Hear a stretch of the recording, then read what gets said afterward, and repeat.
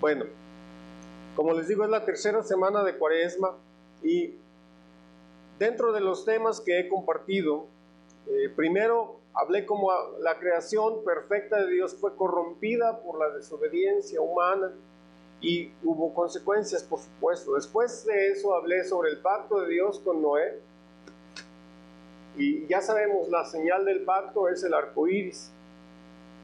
Y Dios prometió, y si Dios promete algo, podemos tener la certeza de que así es, ¿de acuerdo? Lo que Dios promete, Él lo cumple. Y Él prometió que jamás volvería a destruir la tierra con un diluvio. No ha sucedido ya en miles de años. También hablé sobre la oscuridad, que nos muestra cómo Jesús quedó hundido en una profunda oscuridad en nuestro lugar para que nosotros pudiésemos disfrutar de su luz.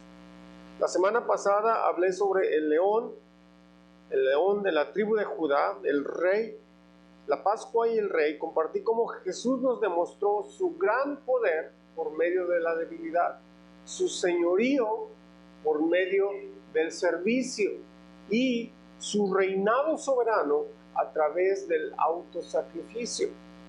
Jesús fue inmolado, fue sacrificado porque Él era el león, y fue coronado porque Él es el Cordero.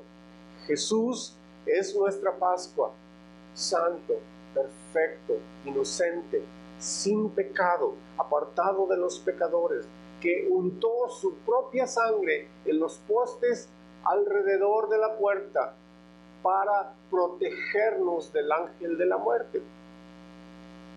Jesús es nuestro rey, Jesús es un rey justo, soberano. Jesús vive y reina por la eternidad, su reino no tiene fin, pero además de eso, está sentado a la derecha del Padre e intercede por nosotros perpetuamente, según lo que dice el libro de Hebreos capítulo 7, versículo 25.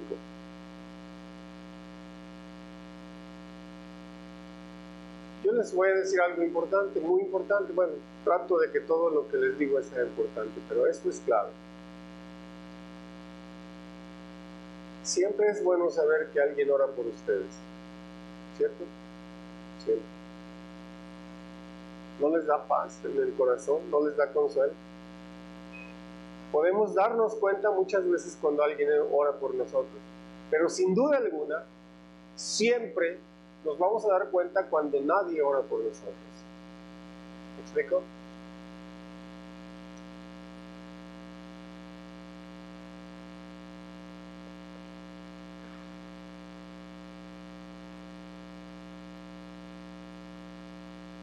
Bueno, necesito compartirles algo, pero voy a esperar un poco más de tiempo.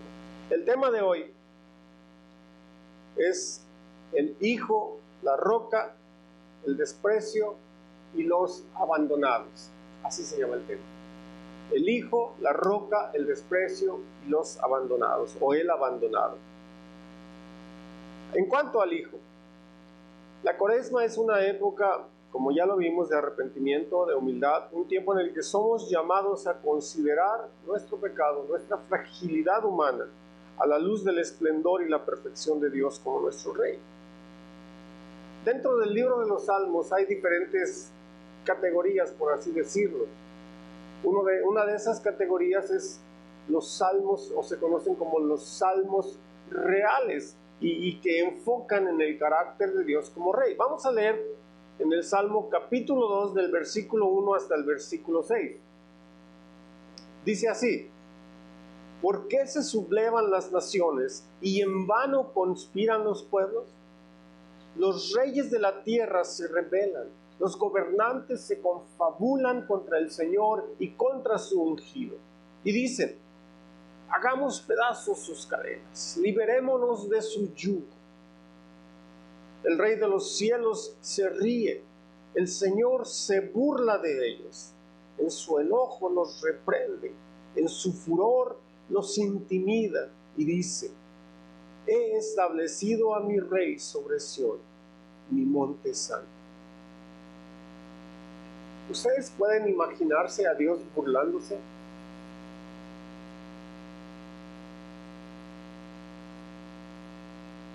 como diríamos nosotros, como que no le queda, ¿cierto?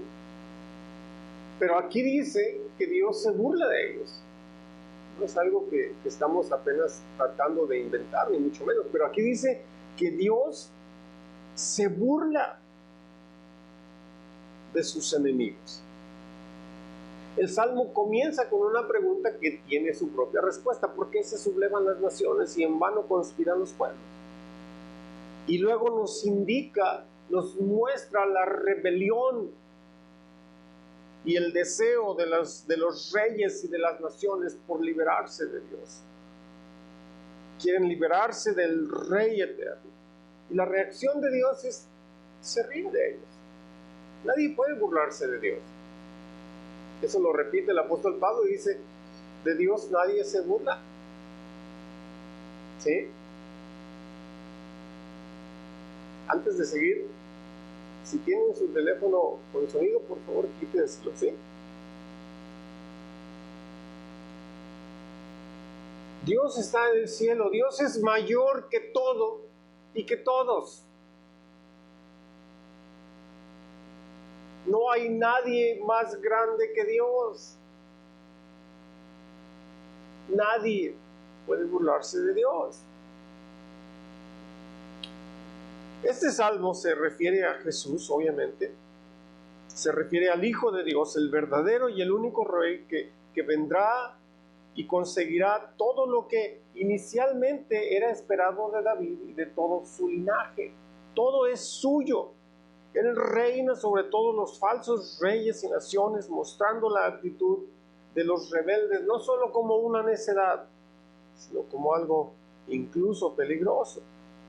Continuamos leyendo versículos 7 al 9. Yo proclamaré el decreto del Señor. Tú eres mi hijo, me ha dicho. Hoy mismo te he engendrado. Pídeme y como herencia te entregaré las naciones. Tuyos serán los confines de la tierra. Los gobernarás con puño de hierro, los harás pedazos como a vasijas de barro. Este salmo, además de todo, es un salmo que nos alecciona en cuanto al juicio de Dios, pero a la misma vez nos ofrece esperanza.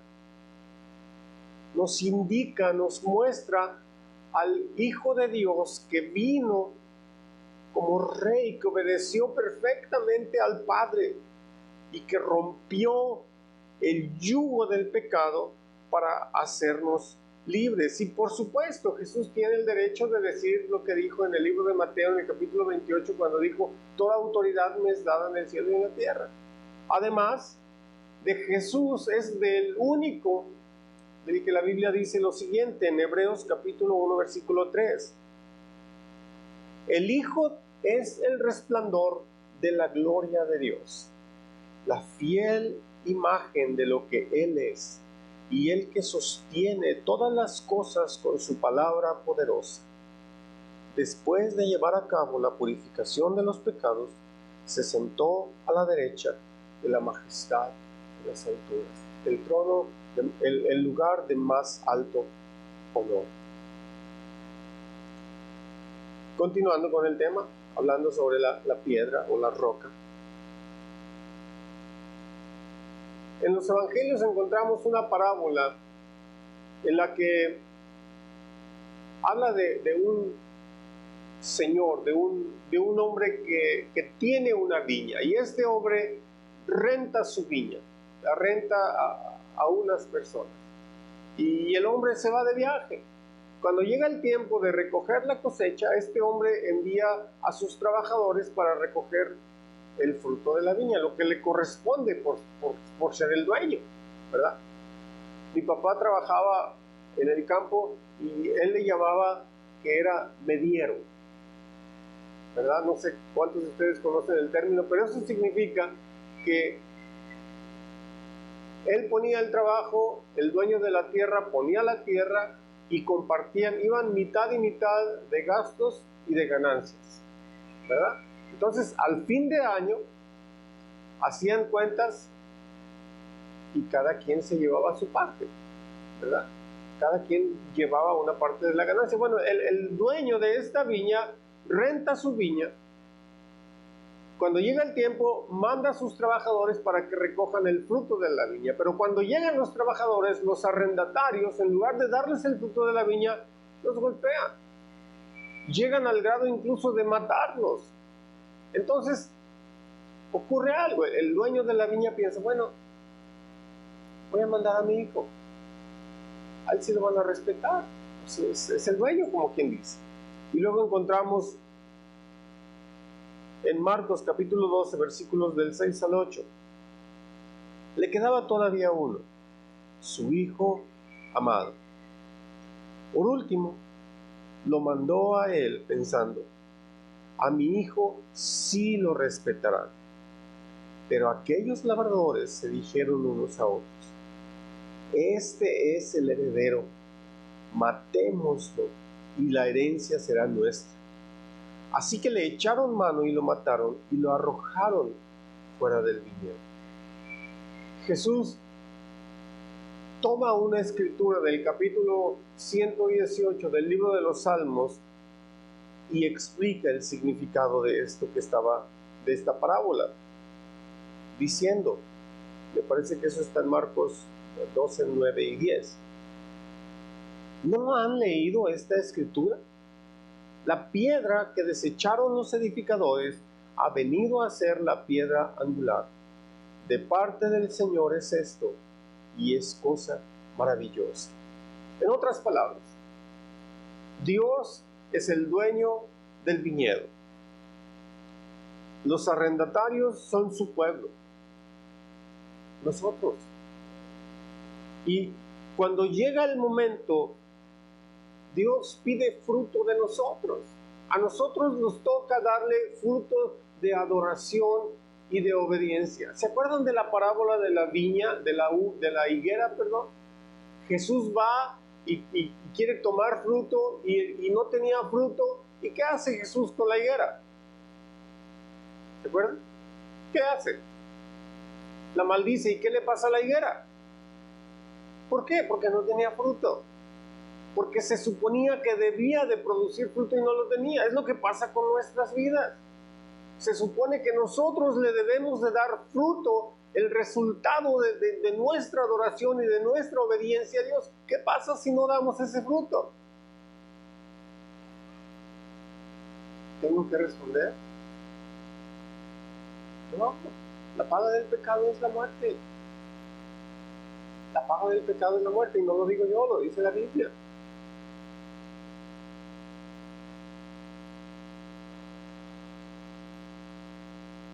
Dios a través de la historia envió sus mensajeros, profetas. Finalmente envía a su Hijo. ¿Y qué es lo que ocurre? En el libro de Juan, en el capítulo 1, dice, a los suyos vino y los suyos no lo recibieron.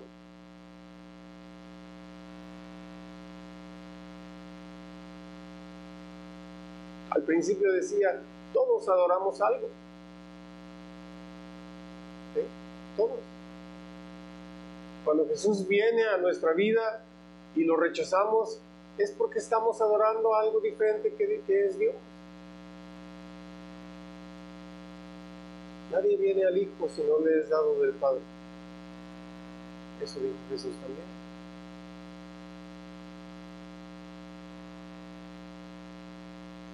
Es interesante que Jesús supo desde el principio el propósito de su venida al mundo. Y él tenía la opción de vivir lleno de temor toda su vida, por el rechazo y por todo eso. Él también tenía la opción de reaccionar de formas diferentes, ¿no?, ante la gente que lo acosaba constantemente, pero él no se dejó llevar por una tormenta incontrolable de hombres furiosos. Todo lo que sucedió en la vida de Jesús de principio a fin fue parte del plan perfecto de Dios. Lo que acabamos de leer dice, esto es obra del Señor y nos deja maravillados.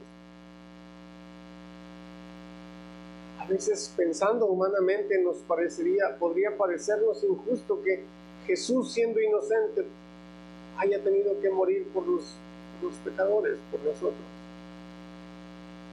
Pero les recuerdo algo, los planes de Dios son perfectos. Es cierto, hay cosas que no nos convencen, claro. Yo por mucho tiempo me pregunté, cuando leía sobre el bautismo de Jesús, un año tras año, después de haber conocido a Jesús, de leer la historia del bautismo de Jesús y de ver que Jesús fue lleno por el Espíritu Santo cuando salió de las aguas del bautismo, pero luego inmediatamente después de eso, dice ahí, después de que la voz del cielo se oye y dice, este es mi Hijo amado en quien me complazco. ¿Qué ocurre justo inmediatamente después? Si ustedes leen la Biblia, nos damos cuenta que dice ahí que el Espíritu Santo impulsó a Jesús al desierto. ¿Cómo? Sí, el Espíritu Santo llevó a Jesús al desierto y con un solo propósito. ¿Cuál era ese propósito? Que Jesús fuera tentado. ¿Dios nos tienta? No. ¿Dios nos mete en tentación? No. Dios provee el lugar y el momento oportuno cuando podemos ser tentados. Sí, la tentación puede ser usada por el diablo para destruirnos o por Dios para purificarnos. Depende de nuestra reacción. ¿Cómo respondemos nosotros ante la tentación? La verdad es que lo más fácil ante la tentación es caer en ella. Se los prometo. Por supuesto. Por supuesto. Yo no sé cuáles tentaciones tienen ustedes. Yo sé las tentaciones que tengo yo. No es fácil. Yo sé que no es fácil. Yo sé que muchas veces es difícil soportar la tentación o vencer la tentación. Pero si nosotros nos aferramos al Señor y respondemos apropiadamente ante la tentación, podemos salir victoriosos, podemos crecer en Cristo, podemos salir más fuertes. Sin embargo, si simplemente nos acomodamos para pecar, bueno, ya sabemos el resultado.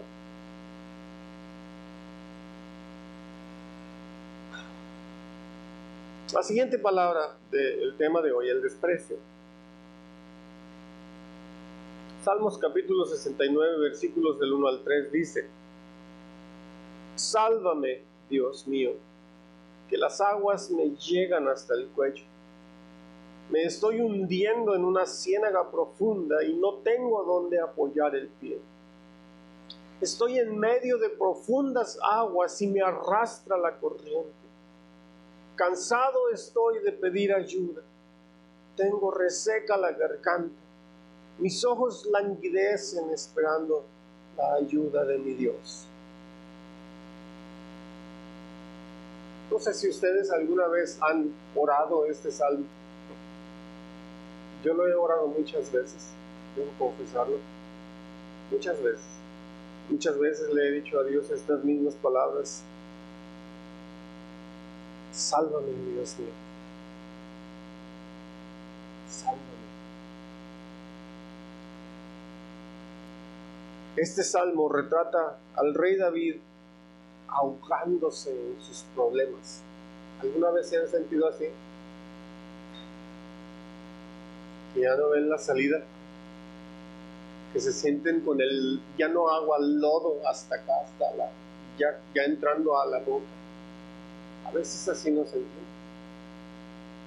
Así está David expresando cómo él se siente. Clama en agonía, solitario, abandonado por sus amigos, por su familia, por aquellos que fueron supuestamente sus seres queridos, etcétera, etcétera, y aparte de todo, también siendo atacado por sus enemigos. Ese mismo David del que se cantaba cuando decían: Saúl hirió a sus 1000 y David a sus 10,000. Ahora era el bufón, el hazme reír de los borrachines en las cantinas. El dulce cantor de Israel está clamando por salvación y pareciera que nadie lo escucha.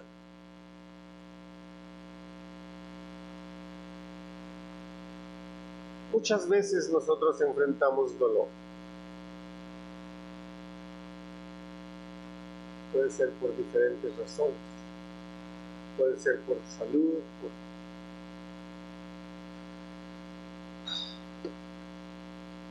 puede ser por muerte.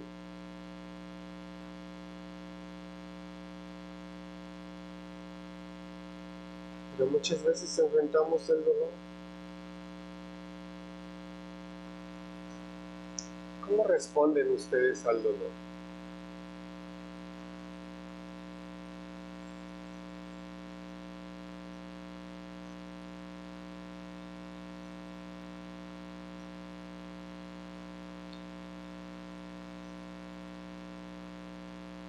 ¿Tratamos de esconderlo? ¿Simplemente nos rendimos ante el dolor y hacemos tontera y media? ¿Cómo responden ustedes al dolor?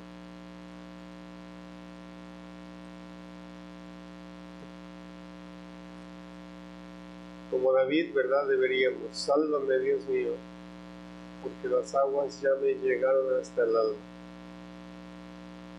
Muchas generaciones después, el llamado hijo de David, Jesús, fue rechazado por su pueblo.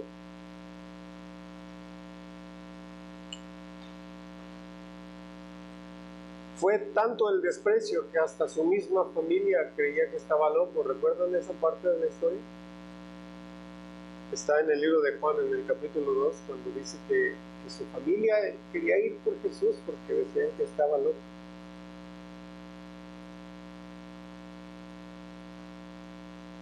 Poco antes de la crucifixión, Jesús hace una limpieza en el templo y expulsa a los cambistas, a todos los que tenían ahí ganado para vender palomas, borregas y tanta cosa. Y esto fue algo que, sea como sea, formó parte del evento o desencadenó los eventos que ocurrirían apenas unos días después, que fue la crucifixión de Jesús. No existe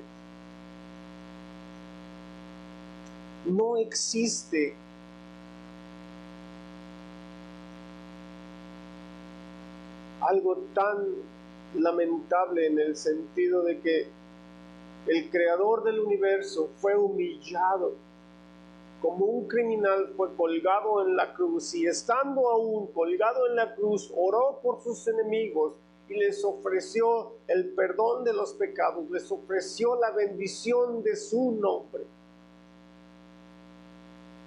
En Jesús somos hechos hijos. Recibimos promesas que nada ni nadie puede cambiar.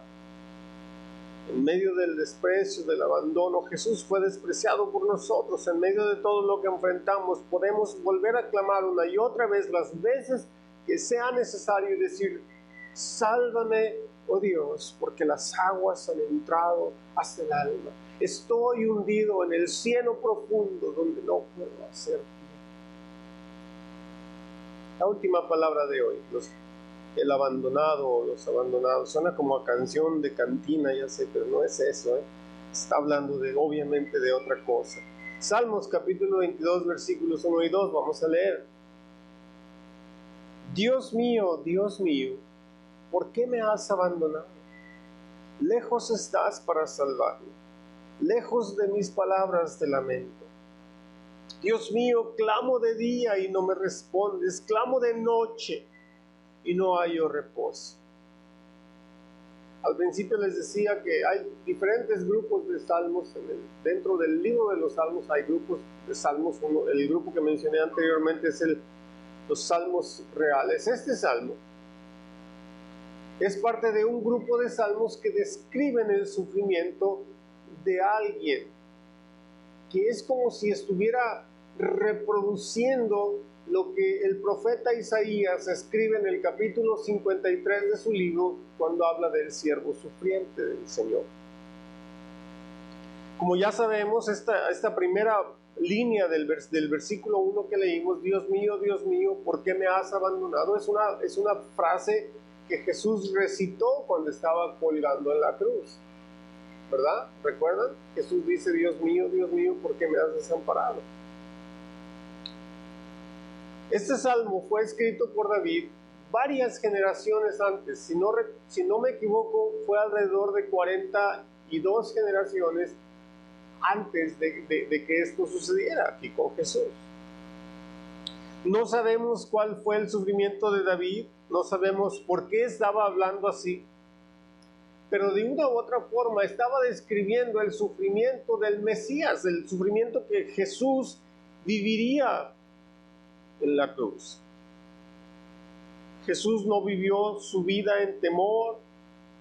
En lugar de eso, igual que David, se aferró al Dios Todopoderoso, se aferró a la verdad y al hecho de que Dios es santo, de que Dios es fiel. Sin embargo, Jesús estaba consciente que el mayor de todos los sufrimientos que iba a enfrentar no era el abandono de su gente, no era la huida de sus discípulos, no era el dolor en la cruz,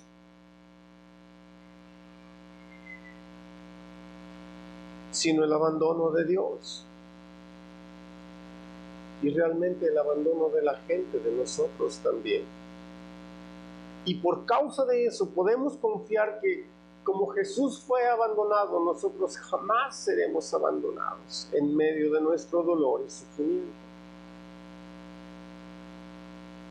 Igual que David, igual que Jesús, necesitamos tener presente que Dios es fiel, que Dios es bueno, que Dios es verdadero. Vez tras vez me gusta mucho recordarme a mí mismo lo que escribió el apóstol Pablo en el libro de Segunda de Timoteo, en el capítulo 2, cuando dijo, si nosotros fuésemos infieles, Dios permanece fiel. Dios no puede negarse a sí mismo. Dios es fiel, es parte de su carácter. Dios prometió que nunca nos dejaría ni nos desampararía, y puesto que Jesús ya fue despreciado y abandonado, nosotros no tenemos que ser. Quiero terminar leyendo un último versículo en Hebreos capítulo 12, versículo 2. Fijemos la mirada en Jesús, el iniciador y perfeccionador de nuestra fe, quien por el gozo que le esperaba,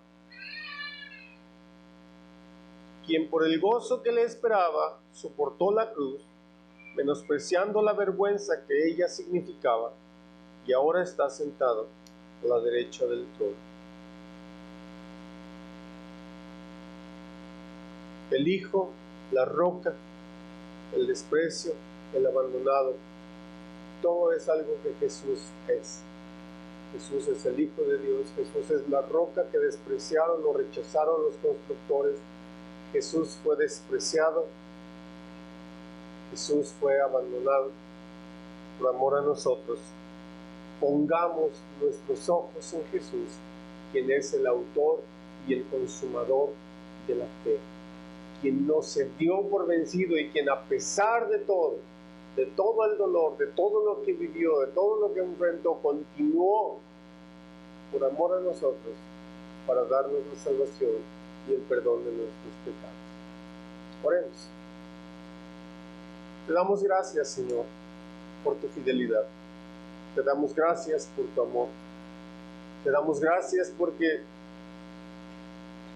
tú no eres influido, no eres cambiado por las circunstancias.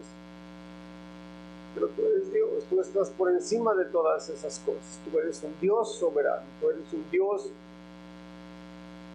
que vives y reinas por siempre. Tú eres un Dios que nos amas y que no cambia tu amor por nosotros cada vez que fallamos. Porque no son nuestros pecados los que te mueven a amarnos, sino porque somos tu creación. Gracias por el día de hoy, gracias por tu palabra. Concédenos que esta palabra actúe en nuestros corazones. Que escuchemos constantemente tu verdad, aún mientras dormimos, que tu palabra vuelva a nosotros y hable a nuestros corazones. En el nombre de Jesús. Amén.